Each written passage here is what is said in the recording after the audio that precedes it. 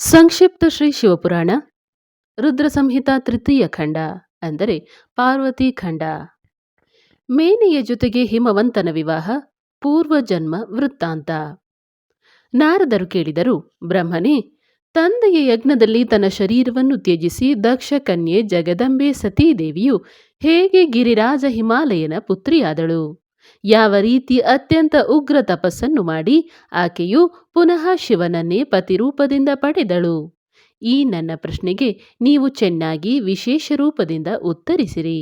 ಬ್ರಹ್ಮದೇವರು ಹೇಳಿದರು, ಮುನಿನಾರದನೇ, ನೀನು ಮೊದಲಿಗೆ ಪಾರ್ವತಿಯ ತಾಯಿಯ ಜನ್ಮ, ವಿವಾಹ ಮತ್ತು ಬೇರೆ ಭಕ್ತಿವರ್ಧಕ ಪಾವನ ಚರಿತ್ರೆಯನ್ನು ಕೇಳು. ಮುನಿಶ್ರೇಷ್ಠನೇ, ಉತ್ತರ ದಿಕ್ಕಿನಲ್ಲಿ ಪರ್ವತಗಳ ರಾಜನು ಮಹಾತೇಜಸ್ವಿಯೂ ಸಮೃದ್ಧಶಾಲಿಯೂ ಆದ ಹಿಮವಂತನೆಂಬ ಮಹಾನ್ ಪರ್ವತವಿದೆ. ಅದರ ಒಂದು ಸ್ಥಾವರ ಮತ್ತು ಇನ್ನೊಂದು ಜಂಗಮವೆಂದು ಎರಡು ರೂಪಗಳು ಪ್ರಸಿದ್ಧವಾಗಿವೆ. ನಾನು ಸಂಕ್ಷೇಪವಾಗಿ ಅವನ ಸೂಕ್ಷ್ಮ ಅಂದರೆ ಸ್ಥಾವರ ಸ್ವರೂಪವನ್ನು ವರ್ಣಿಸುವೆನು. ಆ ರಮಣೀಯ ಪರ್ವತವು ನಾನಾ ರೀತಿಯ ರತ್ನಗಳ ಆಗರವಾಗಿದೆ. ಪೂರ್ವ ಮತ್ತು ಪಶ್ಚಿಮ ಸಮುದ್ರದೊಳಗೆ ಪ್ರವೇಶಿಸಿ ಭೂಮಂಡಲವನ್ನು ಅಳೆಯುವ ಯಾವುದೋ ಮಾನದಂಡವೋ ಎಂಬಂತೆ ನಿಂತಿದೆ. ಅದು ನಾನಾ ವಿಧದ ವೃಕ್ಷಗಳಿಂದ ವ್ಯಾಪ್ತವಾಗಿ ಅನೇಕ ಶಿಖರಗಳ ಕಾರಣ ವಿಚಿತ್ರ ಶೋಭೆಯಿಂದ ಸಂಪನ್ನನಾಗಿ ಕಾಣುವುದು. ಹುಲಿ, ಸಿಂಹವೇ ಮುಂತಾದ ಪಶುಗಳು ಸದಾ ಸುಖವಾಗಿ ಅದನ್ನು ಸೇವಿಸುತ್ತಿರುವುವು. ಅದಾದರೂ ಹಿಮದ ಭಂಡಾರವೇ ಆಗಿದೆ. ಆದ್ದರಿಂದ ಅತ್ಯಂತ ಉಗ್ರವಾಗಿ ಕಂಡುಬರುವನು. ತರತರದ ಆಶ್ಚರ್ಯಜನಕ ದೃಶ್ಯಗಳಿಂದ ಅದರ ಶೋಭೆ ವಿಚಿತ್ರವಾಗಿದೆ.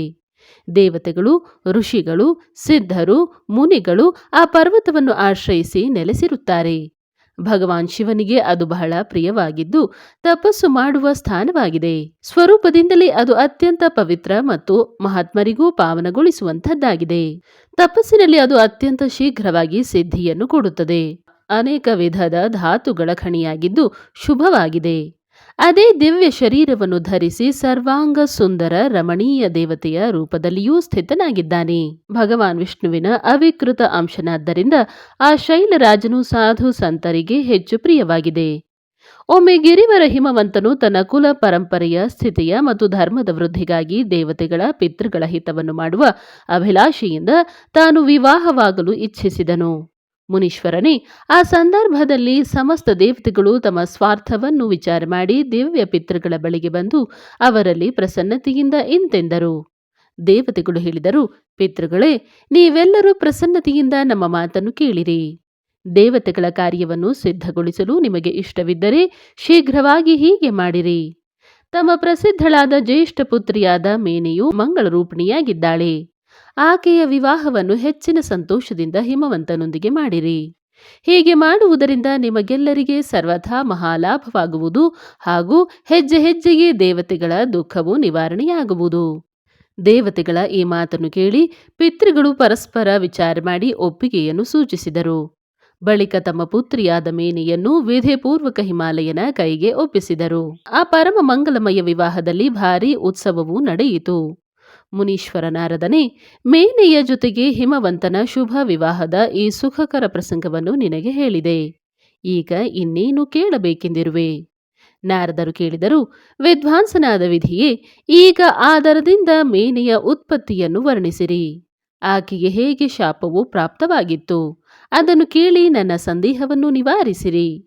ಬ್ರಹ್ಮದೇವರು ಹೇಳುತ್ತಾರೆ, ಮುನಿಯೇ, ನಾನು ಮೊದಲು ದಕ್ಷನೆಂಬ ಪುತ್ರನ ಕುರಿತು ಹೇಳಿದ್ದೆ. ಅವನಿಗೆ ಸೃಷ್ಟಿಯ ಉತ್ಪತ್ತಿಗೆ ಕಾರಣರಾದ 60 ಕನ್ಯೆಯರು ಹುಟ್ಟಿದರು. ನಾರದನೇ, ದಕ್ಷನು ಕಶ್ಯಪನೇ ಮೊದಲಾದ ಶ್ರೇಷ್ಠ ಮುನಿಗಳೊಂದಿಗೆ ಅವರ ವಿವಾಹ ಮಾಡಿದ್ದನು. ಇದೆಲ್ಲವೂ ನಿನಗೆ ತಿಳಿದೇ ಇದೆ.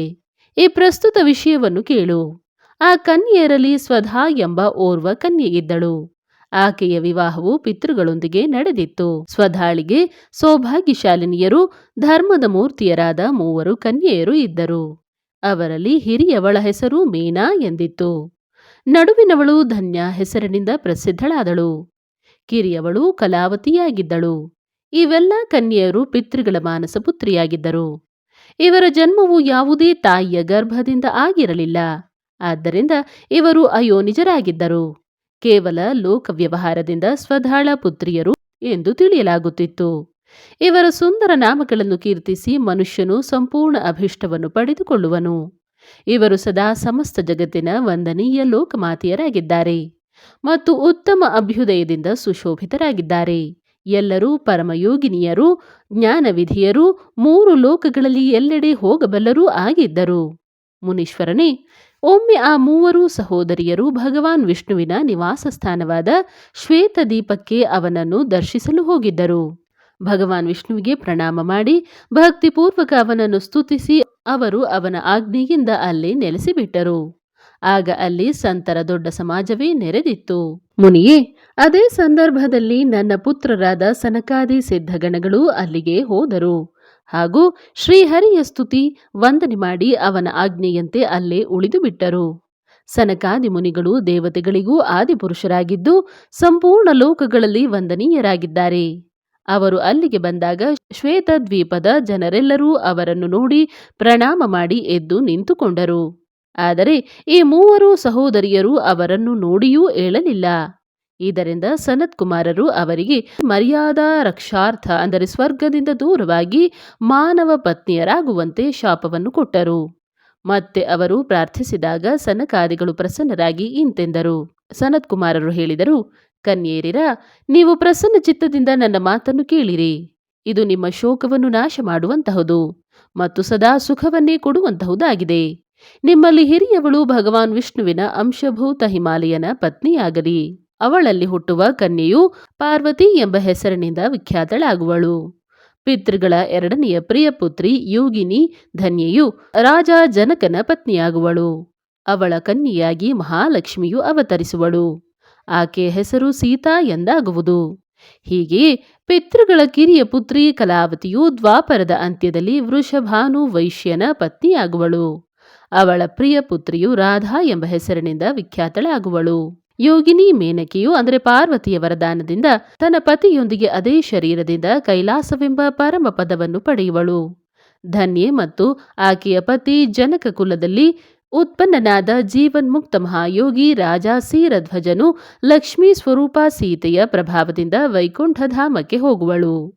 ವೃಷಭಾನುವಿನೊಂದಿಗೆ ವೈವಾಹಿಕ ಮಂಗಲ ಕಾರ್ಯ ಸಂಪನ್ನಳಾದ ಕಾರಣ ಜೀವನ್ಮುಕ್ತ ಯೋಗಿನಿ ಕಲಾವತಿಯು ತನ್ನ ಕನ್ಯೆ ರಾಧೆಯೊಂದಿಗೆ ಗೋಲೋಕಕ್ಕೆ ಹೋಗುವಳು. ಇದರಲ್ಲಿ ಸಂಶಯವೇ ಇಲ್ಲ. ವಿಪತ್ತಿನಲ್ಲಿ ಬೀಳದೆ ಯಾರ ಮಹಿಮೆ ಪ್ರಕಟವಾಗುತ್ತದೆ? ಉತ್ತಮ ಕರ್ಮ ಮಾಡುವ ಪುಣ್ಯಾತ್ಮ ಪುರುಷರ ಸಂಕಟವು ಕಳೆದು ಹೋದಾಗ ಅವರಿಗೆ ದುರ್ಲಭ ಸುಖದ ಪ್ರಾಪ್ತಿಯಾಗುತ್ತದೆ. ಈಗ ನೀವು ಸಂತೋಷದಿಂದ ಸದಾ ಸಂತೋಷವನ್ನು ಕೊಡುವಂತಹ ನಮ್ಮ ಇನ್ನೊಂದು ಮಾತನ್ನು ಕೇಳಿರಿ. ಮೇನೆಯ ಪುತ್ರಿ ಜಗದಂಬೆ ಪಾರ್ವತೀ ದೇವಿಯು ಅತ್ಯಂತ ದುಸ್ಸಹ ತಪಸ್ಸನ್ನಾಚರಿಸಿ ಭಗವಾನ್ ಶಿವನ ಪ್ರಿಯ ಪತ್ನಿಯಾಗುವಳು.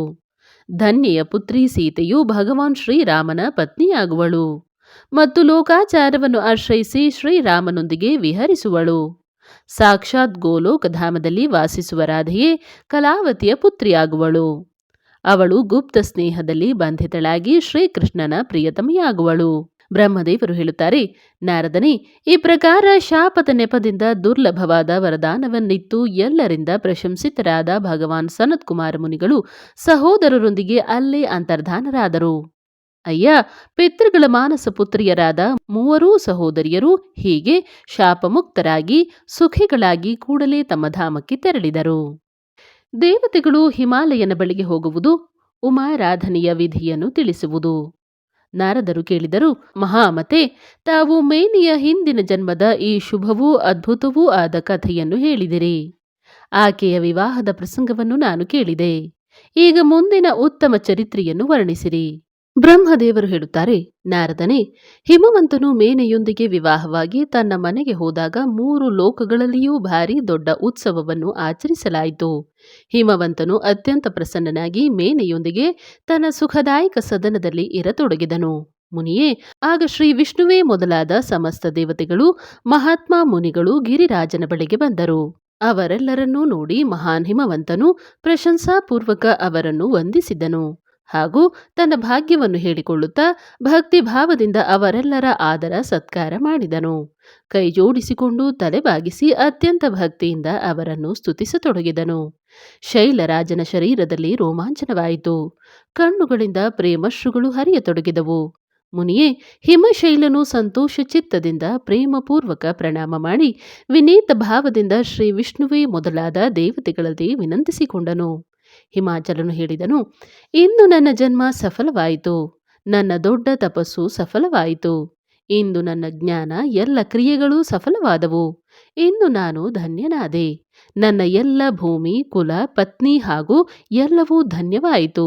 ಇದರಲ್ಲಿ ಸಂಶಯವೇ ಇಲ್ಲ. ಏಕೆಂದರೆ ನಿಮ್ಮಂತಹ ಮಹಾನ್ ದೇವತೆಗಳು ಒಟ್ಟಿಗೆ ಸೇರಿ ಒಮ್ಮೆಗೆ ಇಲ್ಲಿಗೆ ಆಗಮಿಸಿರುವಿರಿ. ನನ್ನನ್ನು ತಮ್ಮ ಸೇವಕನೆಂದು ತಿಳಿದು ಉಚಿತ ಕಾರ್ಯಕ್ಕಾಗಿ ಅಪ್ಪಣೆ ಮಾಡಬೇಕು. ಹಿಮಗಿರಿಯ ಈ ಮಾತನ್ನು ಕೇಳಿ ದೇವತೆಗಳೆಲ್ಲರೂ ಪ್ರಸನ್ನರಾಗಿ ನಮ್ಮ ಕಾರ್ಯದ ಸಿದ್ಧಿಯನ್ನು ನೆನೆಯುತ್ತಾ ಇಂತೆಂದರು. ದೇವತೆಗಳು ಹೇಳಿದರು, ಪ್ರಾಜ್ಞನಾದ ಹಿಮಾಚಲನೇ, ನಮ್ಮ ಹಿತಕಾರಕ ಮಾತನ್ನು ಕೇಳು. ನಾವೆಲ್ಲರೂ ಬಂದಿರುವ ಕೆಲಸದ ಬಗ್ಗೆ ಸಂತೋಷವಾಗಿ ಹೇಳುತ್ತಿದ್ದೇವೆ. ಗಿರಿರಾಜನೇ, ಹಿಂದೆ ಜಗದಂಬಿ ಉಮೆಯು ದಕ್ಷ ಕನ್ಯೆ ಸತಿಯಾಗಿ ಪ್ರಕಟವಾಗಿದ್ದಳು. ಅವಳು ರುದ್ರಪತ್ನಿಯಾಗಿ ದೀರ್ಘಕಾಲದವರೆಗೆ ಈ ಭೂತಲದಲ್ಲಿ ಕ್ರೀಡಿಸುತ್ತಿದ್ದಳು. ಆ ಅಂಬಿಕೆ ಸತಿಯೇ ತನ್ನ ತಂದೆಯಿಂದ ಅನಾದರಕ್ಕೆ ಪಾತ್ರಳಾಗಿ ತನ್ನ ಪ್ರತಿಜ್ಞೆಯನ್ನು ಸ್ಮರಿಸಿ ಯಜ್ಞದಲ್ಲಿ ತನ್ನ ಶರೀರವನ್ನು ತ್ಯಜಿಸಿ ಪರಧಾಮಕ್ಕೆ ತೆರಳಿರುವಳು. ಹಿಮಗಿರಿಯೇ, ಈ ಕಥೆಯು ಲೋಕದಲ್ಲಿ ವಿಖ್ಯಾತವಾಗಿದ್ದು ನಿನಗೂ ತಿಳಿದೇ ಇದೆ. ಆ ಸತಿಯು ಪುನಃ ನಿನ್ನ ಮನೆಯಲ್ಲಿ ಪ್ರಕಟವಾದರೆ ದೇವತೆಗಳಿಗೆ ಮಹಾನ್ ಲಾಭವಾಗಬಲ್ಲುದು. ಬ್ರಹ್ಮದೇವರು ಹೇಳುತ್ತಾರೆ, ಶ್ರೀ ವಿಷ್ಣುವೇ ಆದಿ ದೇವತೆಗಳ ಈ ಮಾತನ್ನು ಕೇಳಿ ಗಿರಿರಾಜ ಹಿಮಾಲಯನು ಮನಸ್ಸಿನಲ್ಲಿ ಸಂತೋಷಗೊಂಡು ಆದರದಿಂದ ಬಾಗಿ ಹೇಳುತ್ತಾನೆ, ಪ್ರಭೋ, ಹೀಗಾದರೆ ಅತ್ಯಂತ ಸೌಭಾಗ್ಯದ ಮಾತಾಗಿದೆ. ಅನಂತರ ಆ ದೇವತೆಗಳು ಅವನಿಗೆ ಆದರದಿಂದ ಉಮೆಯನ್ನು ಪ್ರಸನ್ನಗೊಳಿಸುವ ವಿಧಿಯನ್ನು ತಿಳಿಸಿ ಸ್ವತಃ ಸದಾಶಿವ ಪತ್ನಿ ಉಮೆಯಲ್ಲಿ ಶರಣಾದರು. ಒಂದು ಸುಂದರ ಸ್ಥಾನದಲ್ಲಿ ನೆಲೆಸಿ ಸಮಸ್ತ ದೇವತೆಗಳು ಜಗದಂಬೆಯನ್ನು ಸ್ಮರಿಸುತ್ತಾ ಪದೇ ಪದೇ ನಮಸ್ಕರಿಸುತ್ತಾ ಶ್ರದ್ಧೆಯಿಂದ ಆಕೆಯನ್ನು ಸ್ತುತಿಸತೊಡಗಿದರು. ದೇವತೆಗಳು ಹೇಳುತ್ತಾರೆ, ಶಿವಲೋಕದಲ್ಲಿ ವಾಸಿಸುವ ದೇವಿಯೇ, ಉಮೆಯೇ, ಜಗದಂಬೆಯೇ, ಸದಾಶಿವಪ್ರಿಯೇ, ದುರ್ಗೆ, ಮಹೇಶ್ವರಿಯೇ, ನಾವು ನಿನಗೆ ನಮಸ್ಕಾರ ಮಾಡುತ್ತೇವೆ. ನೀನು ಪಾವನ ಶಾಂತ ಸ್ವರೂಪ ಶ್ರೀಶಕ್ತಿಯಾಗಿರುವೆ. ಪರಮ ಪಾವನ ಪುಷ್ಟಿಯಾಗಿರುವೆ. ಅವ್ಯಕ್ತ ಪ್ರಕೃತಿ ಮತ್ತು ಮಹತ್ತತ್ವ ಇವು ನಿನ್ನ ರೂಪವೇ ಆಗಿದೆ. ನಾವು ಭಕ್ತಿಪೂರ್ವಕ ನಿನಗೆ ನಮಸ್ಕರಿಸುತ್ತೇವೆ. ನೀನು ಕಲ್ಯಾಣಮಯಿ ಶಿವೆಯಾಗಿರುವೆ. ನಿನ್ನ ಕೈಗಳು ಕಲ್ಯಾಣಕಾರಿಗಳಾಗಿವೆ. ನೀನು ಶುದ್ಧ, ಸ್ಥೂಲ, ಸೂಕ್ಷ್ಮ ಹಾಗೂ ಎಲ್ಲರ ಪರಮಾಶ್ರಯವಾಗಿರುವೆ. ಅಂತರ್ವಿದ್ಯೆ ಮತ್ತು ಸುವಿದ್ಯೆಗಳಿಂದ ಅತ್ಯಂತ ಪ್ರಸನ್ನವಾಗಿರುವ ದೇವಿಯಾದ ನಿನಗೆ ನಾವು ವಂದಿಸುತ್ತೇವೆ. ನೀನು ಶ್ರದ್ಧೆಯೂ ಧೃತಿಯೂ ಶ್ರೀಯೂ ಆಗಿರುವೆ. ನೀನೇ ಎಲ್ಲದರಲ್ಲಿ ವ್ಯಾಪ್ತವಾಗಿರುವ ದೇವಿಯಾಗಿರುವೆ. ನೀನು ಸೂರ್ಯನ ಕಿರಣಗಳಾಗಿದ್ದು ನೀನೇ ಪ್ರಪಂಚವನ್ನು ಪ್ರಕಾಶಿತಗೊಳಿಸುವೆ. ಬ್ರಹ್ಮಾಂಡ ರೂಪಿ ಶರೀರದಲ್ಲಿ ಮತ್ತು ಜಗತ್ತಿನ ಜೀವರಲ್ಲಿ ಇದ್ದು ಬ್ರಹ್ಮನಿಂದ ಹಿಡಿದು ತೃಣದವರೆಗೆ ಸಂಪೂರ್ಣ ಜಗತ್ತನ್ನು ಪುಷ್ಟಿಗೊಳಿಸುವ ಆ ಆದಿದೇವಿಯನ್ನು ನಾವು ನಮಸ್ಕರಿಸುತ್ತೇವೆ. ನೀನೇ ವೇದಮಾತ್ರ ಗಾಯತ್ರಿಯೂ ಸಾವಿತ್ರಿಯೂ ಸರಸ್ವತಿಯೂ ಆಗಿರುವೆ. ನೀನೇ ಸಮಸ್ತ ಜಗತ್ತಿಗೆ ವಾರ್ತಾ ಎಂಬ ವೃತ್ತಿಯಾಗಿದ್ದು ಧರ್ಮಸ್ವರೂಪ ವೇದತ್ರಯಿ ಆಗಿರುವೆ. ಸಮಸ್ತ ಪ್ರಾಣಿಗಳಲ್ಲಿ ನೀನು ನಿದ್ರೆಯಾಗಿದ್ದು ಅವರ ಕ್ಷುಧೆ ತೃಪ್ತಿಯೂ ನೀನೇ ಆಗಿದ್ದೀಯೆ. ನೀನು ತೃಷ್ಣ, ಕಾಂತಿ, ರೂಪ, ತುಷ್ಟಿ ಮತ್ತು ಸದಾ ಸಂಪೂರ್ಣ ಆನಂದವನ್ನು ಕೊಡುವವಳು. ನೀನೇ ಪುಣ್ಯಾತ್ಮರಲ್ಲಿ ಲಕ್ಷ್ಮಿಯಾಗಿದ್ದುಕೊಂಡು ಪಾಪಿಗಳ ಮನೆಯಲ್ಲಿ ಸದಾ ಜ್ಯೇಷ್ಠ ಅಂದರೆ ಲಕ್ಷ್ಮಿಯ ಅಕ್ಕ ರೂಪದಿಂದ ವಾಸಿಸುತ್ತೀಯೇ. ನೀನೇ ಸಂಪೂರ್ಣ ಜಗತ್ತಿನ ಶಾಂತಿಯಾಗಿರುವೆ. ನೀನೇ ಧಾರಣೆ ಮಾಡುವ ಧಾತ್ರಿಯೂ ಪ್ರಾಣಗಳನ್ನು ಪೋಷಿಸುವ ಶಕ್ತಿಯಾಗಿರುವೆ. ನೀನೇ ಪಂಚಭೂತಗಳ ಸಾರತತ್ವವನ್ನು ಪ್ರಕಟಿಸುವ ತತ್ವ ಸ್ವರೂಪಳಾಗಿರುವೆ. ನೀನೇ ನೀತಿಜ್ಞರ ನೀತಿಯೂ ವ್ಯವಸಾಯ ರೂಪಿಣಿಯೂ ಆಗಿರುವೆ. ನೀನೇ ಸಾಮವೇದದ ಗೀತೆಯಾಗಿರುವೆ. ನೀನೇ ಗ್ರಂಥಿಯೂ ಯಜುರ್ಮಂತ್ರಗಳ ಆಹುತಿಯೂ ಋಗ್ವೇದದ ಮಾತ್ರೆಯೂ ಅಥರ್ವವೇದದ ಪರಮಗತಿಯೂ ನೀನೇ ಆಗಿರುವೆ. ಪ್ರಾಣಿಗಳ ಮೂಗು, ಕಿವಿ, ಕಣ್ಣು, ಮುಖ, ಭುಜ, ವಕ್ಷಸ್ಥಲ, ಹೃದಯ ಇವುಗಳಲ್ಲಿ ಧೃತಿ ರೂಪದಿಂದ ಇದ್ದು ಸದಾ ಅವುಗಳಿಗೆ ಸುಖದ ವಿಸ್ತಾರ ಮಾಡುವೆ. ನೀನು ನಿದ್ರೆಯ ರೂಪದಲ್ಲಿ ಜಗತ್ತಿನ ಜನರಿಗೆ ಅತ್ಯಂತ ಸುಖಪ್ರದಳಾಗಿ ಕಂಡುಬರುವೆ. ಓ ಉಮಾದೇವಿಯೇ, ಜಗತ್ತಿನ ಸ್ಥಿತಿ ಹಾಗೂ ಪಾಲನೆಗಾಗಿ ನಮ್ಮ ಮೇಲೆ ಪ್ರಸನ್ನಳಾಗು. ಹೀಗೆ ಜಗಜ್ಜನನಿ ಸತಿ ಸಾಧ್ವಿ ಮಹೇಶ್ವರಿ ಉಮೆಯನ್ನು ಸ್ತುತಿಸಿ ತಮ್ಮ ಹೃದಯದಲ್ಲಿ ವಿಶುದ್ಧ ಪ್ರೇಮವನ್ನು ಪಡೆದು ದೇವತೆಗಳೆಲ್ಲ ಅವಳ ದರ್ಶನದ ಇಚ್ಛೆಯಿಂದ ಅಲ್ಲೇ ನಿಂತಿದ್ದರು. ಉಮಾದೇವಿಯು ದಿವ್ಯ ರೂಪದಿಂದ ದೇವತೆಗಳಿಗೆ ದರ್ಶನ ಕೊಡುವುದು ಮತ್ತು ದೇವಿಯು ಅವತರಿಸುವಂತೆ ದೇವತೆಗಳಿಗೆ ಆಶ್ವಾಸನೆ ಕೊಡುವುದು. ಬ್ರಹ್ಮದೇವರು ಹೇಳುತ್ತಾರೆ, ನಾರದನೇ, ದೇವತೆಗಳು ಈ ಪ್ರಕಾರವಾಗಿ ಸ್ತುತಿಸಿದಾಗ ದುರ್ಗಮ ಪೀಡೆಯನ್ನು ನಾಶ ಮಾಡುವ ಜಗಜ್ಜನನಿ ದುರ್ಗಾದೇವಿಯು ಅವರ ಮುಂದೆ ಪ್ರಕಟಳಾದಳು. ಅವಳು ಪರಮ ಅದ್ಭುತ ದಿವ್ಯ ರತ್ನಮಯ ರಥದಲ್ಲಿ ಕುಳಿತಿದ್ದಳು. ಆ ಶ್ರೇಷ್ಠ ರಥದಲ್ಲಿ ಕಿರು ಗೆಜ್ಜೆಗಳಿದ್ದು ಮೃದುವಾದ ಮೆತ್ತೆಯನ್ನು ಹಾಸಿತ್ತು. ಆಕೆಯ ಶ್ರೀ ವಿಗ್ರಹದ ಒಂದೊಂದು ಅಂಗವೂ ಕೋಟಿ ಸೂರ್ಯರಿಗಿಂತಲೂ ಹೆಚ್ಚು ಪ್ರಕಾಶಮಾನವಾಗಿದ್ದು ರಮಣೀಯವಾಗಿತ್ತು. ಇಂತಹ ಅವಯವಗಳಿಂದ ಆಕೆಯು ಅತ್ಯಂತ ಪ್ರಕಾಶಿಸುತ್ತಿದ್ದಳು. ಎಲ್ಲೆಡೆ ಹರಡಿಕೊಂಡ ತನ್ನ ತೇಜೋರಾಶಿಯ ಮಧ್ಯದಲ್ಲಿ ಅವಳು ವಿರಾಜಿಸುತ್ತಿದ್ದಳು. ಆಕೆಯ ರೂಪವು ಬಹಳ ಸುಂದರವಾಗಿದ್ದು ಅದಕ್ಕೆ ತುಲನೆಯೇ ಇರಲಿಲ್ಲ. ಸದಾಶಿವನೊಂದಿಗೆ ವಾಸಿಸುವ ಆ ದೇವಿಯು ತ್ರಿವಿಧ ಚಿನ್ಮಯ ಗುಣಗಳಿಂದ ಕೂಡಿದ್ದಳು. ಪ್ರಾಕೃತ ಗುಣಗಳ ಅಭಾವವಿರುವುದರಿಂದ ಆಕೆಯನ್ನು ನಿರ್ಗುಣಳೆಂದು ಹೇಳಲಾಗುತ್ತದೆ. ಅವಳು ನಿತ್ಯ ರೂಪಳಾಗಿದ್ದು ದುಷ್ಟರ ಮೇಲೆ ಪ್ರಚಂಡ ಕೋಪವನ್ನು ಮಾಡುವುದರಿಂದ ಚಂಡಿ ಎಂದು ಹೇಳಿಸಿಕೊಳ್ಳುವಳು. ಆದರೆ ಸ್ವರೂಪದಿಂದ ಶಿವೆ ಅಂದರೆ ಕಲ್ಯಾಣಮಯಿಯಾಗಿದ್ದಾಳೆ. ಎಲ್ಲರ ಸಮಸ್ತ ಪೀಡೆಗಳನ್ನು ನಾಶ ಮಾಡುವ ಸಮಸ್ತ ಜಗತ್ತಿನ ಮಾತೆಯಾಗಿರುವಳು. ಅವಳೇ ಪ್ರಳಯ ಕಾಲದಲ್ಲಿ ಮಹಾನಿದ್ದೆಯಾಗಿ ಎಲ್ಲರನ್ನೂ ತನ್ನ ತೊಡೆಯಲ್ಲಿ ಮಲಗಿಸಿಕೊಳ್ಳುವಳು. ಅವಳು ಸಮಸ್ತ ಸ್ವಜನರನ್ನು ಅಂದರೆ ಭಕ್ತರನ್ನು ಸಂಸಾರ ಸಾಗರದಿಂದ ಉದ್ಧರಿಸಿ ಬಿಡುವಳು. ಶಿವಾದೇವಿಯು ತೇಜೋ ರಾಶಿಯ ಪ್ರಭಾವದಿಂದಾಗಿ ದೇವತೆಗಳಿಂದ ಆಕೆಯನ್ನು ಸರಿಯಾಗಿ ನೋಡಲಾಗಲಿಲ್ಲ. ಆಗ ಆಕೆಯ ದರ್ಶನದ ಅಭಿಲಾಷೆಯಿಂದ ದೇವತೆಗಳು ಪುನಃ ಆಕೆಯನ್ನು ಸ್ತೋತ್ರ ಮಾಡಿದರು. ಆನಂತರ ದರ್ಶನದ ಇಚ್ಛುಕರಾದ ವಿಷ್ಣುವೇ ಆದಿ ದೇವತೆಗಳೆಲ್ಲರೂ ಆ ಜಗದಂಬೆಯ ಕೃಪೆಯನ್ನು ಪಡೆದು ಆಕೆಯ ಸುಸ್ಪಷ್ಟ ದರ್ಶನವನ್ನು ಮಾಡಿದರು. ಬಳಿಕ ದೇವತೆಗಳು ಹೇಳಿದರು, ಅಂಬಿಕೆ, ಮಹಾದೇವಿಯೇ, ನಾವು ಸದಾ ನಿನ್ನ ದಾಸರು. ನೀನು ಪ್ರಸನ್ನತೆಯಿಂದ ನಮ್ಮ ನಿವೇದನೆಯನ್ನು ಆಲಿಸು. ಮೊದಲು ನೀನು ದಕ್ಷನ ಪುತ್ರಿಯಾಗಿ ಅವತರಿಸಿ ಲೋಕದಲ್ಲಿ ರುದ್ರದೇವರ ವಲ್ಲಭೆಯಾಗಿದ್ದೆ. ಆಗ ನೀನು ಬ್ರಹ್ಮದೇವರೊಂದಿಗೆ ಇತರ ದೇವತೆಗಳ ಮಹಾನ್ ದುಃಖವನ್ನು ನಿವಾರಣೆ ಮಾಡಿದ್ದೆ. ಅನಂತರ ತಂದೆಯಿಂದ ಅನಾದರ ಪಡೆದು ತಾನೇ ಮಾಡಿದ ಪ್ರತಿಜ್ಞೆಗನುಸಾರವಾಗಿ ನೀನು ಶರೀರವನ್ನು ತ್ಯಜಿಸಿ ಸ್ವಧಾಮಕ್ಕೆ ತೆರಳಿದೆ. ಇದರಿಂದ ಭಗವಾನ್ ಹರನಿಗೂ ಬಹಳ ದುಃಖವಾಯಿತು. ಮಹೇಶ್ವರಿಯೇ, ನೀನು ಹೊರಟು ಹೋದ್ದರಿಂದ ದೇವತೆಗಳ ಕಾರ್ಯ ಪೂರ್ಣವಾಗಲಿಲ್ಲ.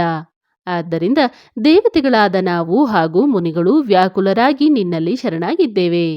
ಮಹೇಶಾನಿಯೇ, ಶಿವೆ, ನೀನು ದೇವತೆಗಳ ಮನೋರಥವನ್ನು ಪೂರ್ಣಗೊಳಿಸು. ಅದರಿಂದ ಸನತ್ಕುಮಾರರ ವಚನ ಸಫಲವಾಗುವುದು. ದೇವಿಯೇ, ನೀನು ಭೂತಳದಲ್ಲಿ ಅವತರಿಸಿ ಪುನಃ ರುದ್ರದೇವರ ಪತ್ನಿಯಾಗು ಹಾಗೂ ಯಥಾಯೋಗ್ಯ ಲೀಲೆಯನ್ನು ಮಾಡು. ಇದರಿಂದ ದೇವತೆಗಳಿಗೆ ಸುಖ ಪ್ರಾಪ್ತವಾಗುವುದು. ದೇವಿ, ಇದರಿಂದ ಕೈಲಾಸ ಪರ್ವತದಲ್ಲಿರುವ ರುದ್ರದೇವನೂ ಸುಖಿಯಾಗುವನು. ಎಲ್ಲರೂ ಸುಖಿಗಳಾಗಿ ಎಲ್ಲರ ಸಮಸ್ತ ದುಃಖವು ನಾಶವಾಗುವಂತೆ ಕೃಪೆಯನ್ನು ಮಾಡು. ಬ್ರಹ್ಮದೇವರು ಹೇಳುತ್ತಾರೆ, ನಾರದನೇ, ಹೀಗೆ ಹೇಳಿ ವಿಷ್ಣುವೇ ಮೊದಲಾದ ದೇವತೆಗಳೆಲ್ಲರೂ ಪ್ರೇಮದಲ್ಲಿ ಮಗ್ನರಾಗಿ ಭಕ್ತಿಯಿಂದ ವಿನಮ್ರರಾಗಿ ಸುಮ್ಮನೆ ನಿಂತುಕೊಂಡರು.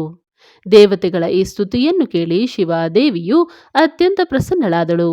ಅವರ ಹೇತುವನ್ನು ವಿಚಾರ ಮಾಡಿ ಪ್ರಭು ಶಿವನನ್ನು ಸ್ಮರಿಸುತ್ತಾ ಭಕ್ತವತ್ಸಲೆ ದಯಾಮಯಿ ಉಮಾದೇವಿಯು ಆಗ ವಿಷ್ಣುವೇ ಆದಿದೇವತೆಗಳನ್ನು ಸಂಬೋಧಿಸುತ್ತಾ ನಕ್ಕು ನುಡಿದಳು. ಉಮೆಯು ಹೇಳುತ್ತಾಳೆ, ಎಲೈ ಹರಿಯೇ, ವಿಧಿಯೇ, ಎಲೈ ದೇವತೆಗಳಿರ ಮತ್ತು ಮುನಿಗಳಿರ, ನೀವೆಲ್ಲರೂ ತಮ್ಮ ಮನಸ್ಸಿನ ವ್ಯಥೆಯನ್ನು ಬಿಟ್ಟು ನನ್ನ ಮಾತನ್ನು ಕೇಳಿರಿ. ನಾನು ನಿಮ್ಮ ಮೇಲೆ ಪ್ರಸನ್ನಳಾಗಿರುವೆನು. ಇದರಲ್ಲಿ ಸಂಶಯವೇ ಇಲ್ಲ. ಎಲ್ಲ ಜನರು ತಮ್ಮ ತಮ್ಮ ಸ್ಥಾನಗಳಿಗೆ ತೆರಳಿ ಬಹುಕಾಲದವರೆಗೆ ಸುಖಿಗಳಾಗಿರಿ. ನಾನು ಅವತರಿಸಿ ಮೇನೆಯ ಪುತ್ರಿಯಾಗಿ ಆಕೆಗೆ ಸುಖವನ್ನಿತ್ತು ರುದ್ರದೇವರ ಪತ್ನಿಯಾಗುವೆನು. ಇದು ನನ್ನ ಅತ್ಯಂತ ಗುಪ್ತವಾದ ಮತವಾಗಿದೆ. ಭಗವಾನ್ ಶಿವನ ಲೀಲೆ ಅದ್ಭುತವಾಗಿದೆ. ಅದು ಜ್ಞಾನಿಗಳನ್ನು ಕೂಡ ಮೋಹದಲ್ಲಿ ಕೆಡಹುತ್ತದೆ. ದೇವತೆಗಳಿರ, ಆ ಯಜ್ಞದಲ್ಲಿ ಹೋಗಿ ತಂದೆಯಿಂದ ತನ್ನ ಸ್ವಾಮಿಯ ಅನಾದರವನ್ನು ನೋಡಿ ನಾನು ದಕ್ಷ ಜನಿತ ಶರೀರವನ್ನು ತ್ಯಜಿಸಿದಂದಿನಿಂದ ಆ ನನ್ನ ಸ್ವಾಮಿ ಕಾಲಾಗ್ನಿ ರುದ್ರನು ತತ್ಕಾಲವೇ ದಿಗಂಬರನಾದನು. ಅವರು ನನ್ನ ಚಿಂತೆಯಲ್ಲೇ ಮುಳುಗಿರುವರು. ಧರ್ಮವನ್ನು ತಿಳಿದಿರುವ ಸತಿಯು ರುದ್ರನಾದ ನನ್ನ ರೋಷವನ್ನು ನೋಡಿ ತಂದೆಯ ಯಜ್ಞಕ್ಕೆ ಹೋದಳು. ಅಲ್ಲಿ ನನ್ನ ಅನಾದರವನ್ನು ನೋಡಿ ನನ್ನಲ್ಲಿ ಪ್ರೇಮವಿರುವ ಕಾರಣ ಆಕೆಯು ತನ್ನ ಶರೀರವನ್ನು ತ್ಯಜಿಸಿಬಿಟ್ಟಳು ಎಂಬ ವಿಚಾರ ಅವರ ಮನಸ್ಸಿನಲ್ಲಿ ಏಳುತ್ತದೆ. ಇದನ್ನೇ ಯೋಚಿಸಿ ಅವರು ಮನೆ ಮಠ ಬಿಟ್ಟು ಅಲೌಕಿಕ ವೇಷವನ್ನು ಧರಿಸಿ ಯೋಗಿಯಾಗಿರುವರು. ನನ್ನ ಸ್ವರೂಪಭೂತಳಾದ ಸತಿಯ ವಿಯೋಗವನ್ನು ಮಹೇಶ್ವರನು ಸಹಿಸಿದಾದನು. ದೇವತೆಗಳಿರ, ಭಗವಾನ್ ರುದ್ರನಿಗೂ ಭೂತಳದಲ್ಲಿ ಮೇನೆ ಮತ್ತು ಹಿಮಾಚಲದ ಮನೆಯಲ್ಲಿ ಅವತಾರವಾಗಲಿ ಎಂಬ ಅತ್ಯಂತ ಇಚ್ಛೆಯಿದೆ. ಏಕೆಂದರೆ ಅವರು ಪುನಃ ನನ್ನ ಪಾಣಿಗ್ರಹಣದ ಅಭಿಲಾಷೆಯನ್ನು ಇಟ್ಟುಕೊಂಡಿರುವರು. ಆದ್ದರಿಂದ ನಾನು ರುದ್ರದೇವರ ಸಂತೋಷಕ್ಕಾಗಿ ಅವತರಿಸಿ ಲೌಕಿಕ ಗತಿಯನ್ನು ಆಶ್ರಯಿಸಿ ಹಿಮಾಲಯನ ಪತ್ನಿ ಮೇನಾದೇವಿಯ ಪುತ್ರಿಯಾಗುವೆನು. ಬ್ರಹ್ಮದೇವರು ಹೇಳುತ್ತಾರೆ, ನಾರದನೇ, ಹೀಗೆ ಹೇಳಿ ಜಗದಂಬೆ ಶಿವೆಯು ಆಗ ಸಮಸ್ತ ದೇವತೆಗಳು ನೋಡುತ್ತಾ ಅದೃಶ್ಯಳಾಗಿ ತನ್ನ ಲೋಕಕ್ಕೆ ತೆರಳಿದಳು. ಅನಂತರ ಹರ್ಷಗೊಂಡ ವಿಷ್ಣುವೇ ಆದಿ ಸಮಸ್ತ ದೇವತೆಗಳು ಮುನಿಗಳು ಆ ದಿಕ್ಕಿನ ಕಡೆಗೆ ವಂದಿಸಿ ತಮ್ಮ ತಮ್ಮ ಧಾಮಕ್ಕೆ ಹೊರಟು ಹೋದರು.